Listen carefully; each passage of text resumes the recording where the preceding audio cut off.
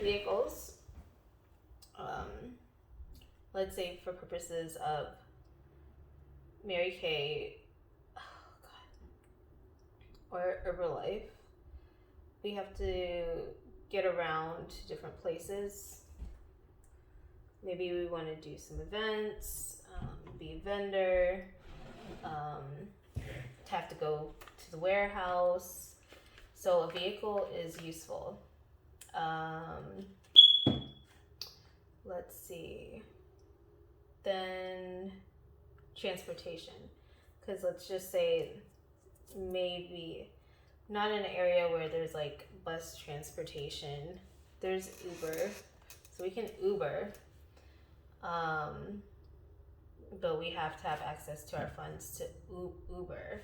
And then we can do we do Uber Delegate. So we could do Uber Delegate, and if we have vehicles, then we can just, if that's needed, we can always use that as an option to be able to get to the warehouse or events instead of using the vehicle. So we can interchange. It can be interchangeable. Same thing, Mary Kay. Maybe going to. We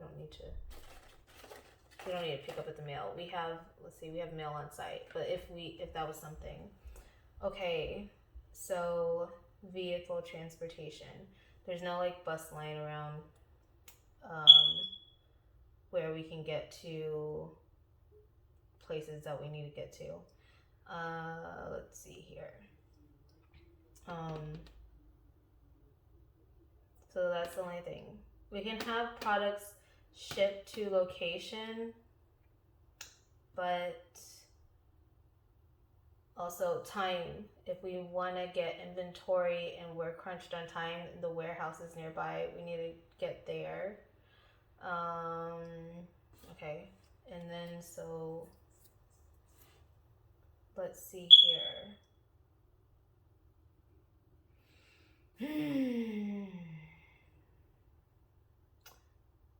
Let me see. So farmland. We're talking about. I'm not talking. We were talking about Herbalife Nutrition before. Herbalife Nutrition, farmland, nutrition, and farming. That's interrelated. So I'm going to school, and I said I want to study construction management in the process, like architecture involving construction management. But that can kind of be interrelated with farming if maybe like a client was a farm or a farm owner. So I'm thinking like infrastructure, thinking of farmhouse and employees and history of slavery, considering a major in production. And then I'm thinking of farmland, farmhouse, farm owner, potential employees outside of family, and housing, like housing accessibility, but on the land if there's enough, but to where it breaks the mold of slavery, the history of slavery. It breaks that curse. So something considered in a way like a MyPay, except like what DOD uses, except through the farm owner.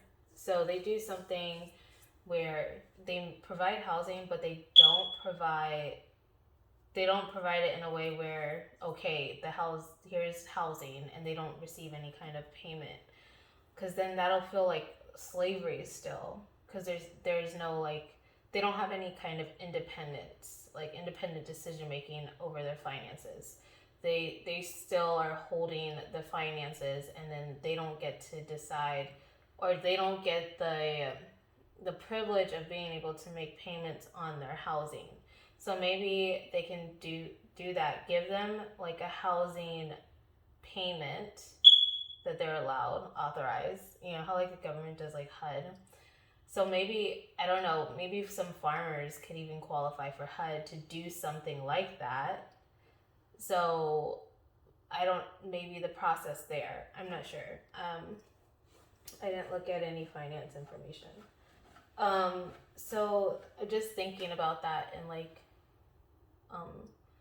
construction management, like infrastructure on that land and decent housing available to staff to be able to, that breaks the mold from slavery, educates on the purpose and the benefits of farmland and the farming process, activity, jobs, and then also the independence of giving staff pay. And then maybe a benefit could be included utilities. So on the land, utilities are installed, but the utilities are included with their housing. But part of their pay includes a housing payment. And let's just say the housing available is for rent. And then so they have the option to live there for X amount of time. And if they desire to move, like maybe rent somewhere else or purchase a house somewhere elsewhere, but still close by, and they still want to work there, they would still give the housing payment. It just, they won't live at that housing that's there on the land. So I was thinking of that and considering, since we were talking about purchasing houses and thinking about farming and the history of slavery and how painful it is, and how society has struggled so hard with overcoming such history in so many different avenues. It's not just like labor practices, it's beyond that.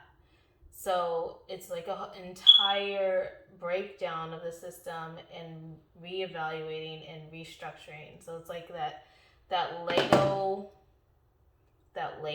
like, we have any Lego? No. We have like, but we have like a Lego structure.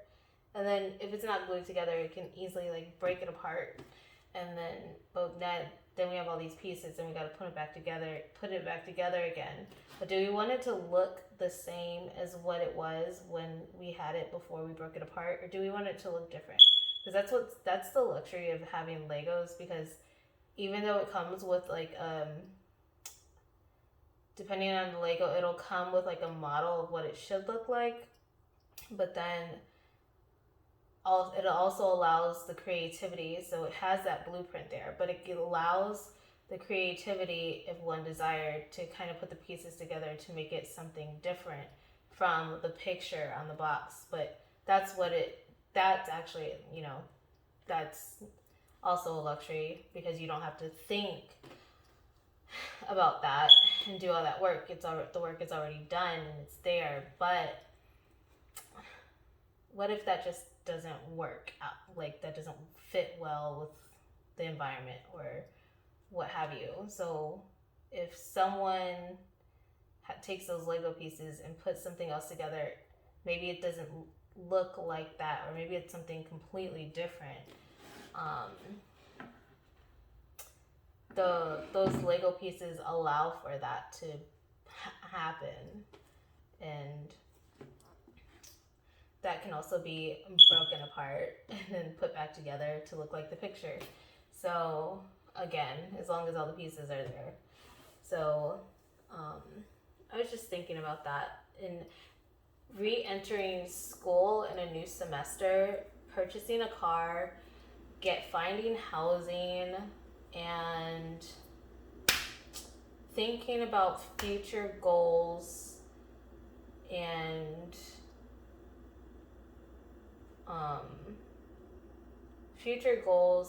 and past, not failures, but past goals that maybe haven't been accomplished yet, and just kind of like checking off that list and seeing what can be done, what needs to be done, how can it be done, and